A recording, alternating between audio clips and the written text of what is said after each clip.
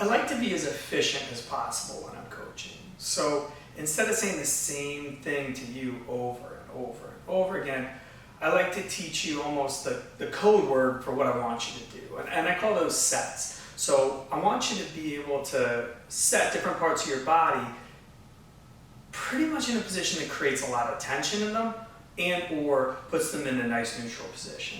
So the first one that we're going to talk about is setting the ribs. So I want you to be able to knit your ribs down onto your pelvis, which is really being able to stack your rib cage up on top of your pelvis.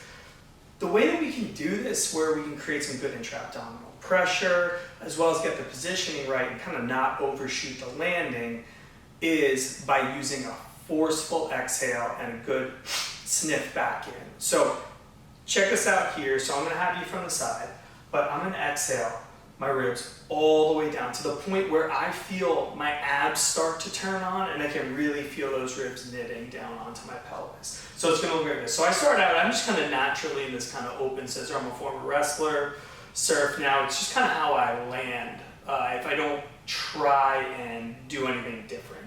So I'm in this kind of open scissor. A lot of you probably out there are as well. But I'm going to use my breath to sort that out just a little bit. So I go.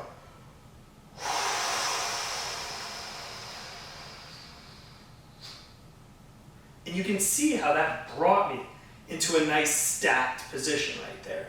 So again, I'm just going to use a nice exhale. You can exhale out through your mouth like you're blowing out candles, like you're fogging out glass.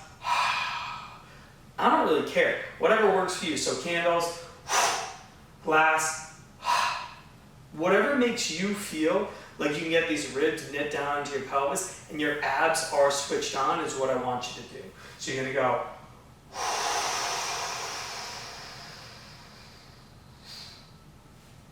And then you're going to reinflate through your nose deep down into your hips. So when I do that, my chest isn't going up. It's actually that I'm expanding here. So check it out.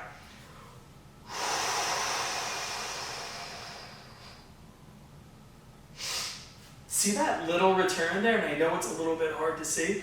And I'm going to show you the goods here, but it does tend to help people.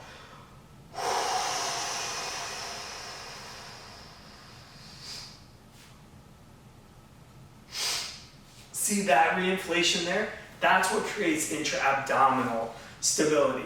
So that's if it goes right and it's easy. And that exhale is kind of slow when you're doing it, as you're going to see in some of our exercises. It's going to be a little bit faster, but in the beginning, sometimes you just need to take it slow. But what I also want you to kind of understand with that is that some people aren't going to just naturally get that, and they need a little bit more for that exhale cue. So they're going to go, you're going to have to do a little tss at the end. So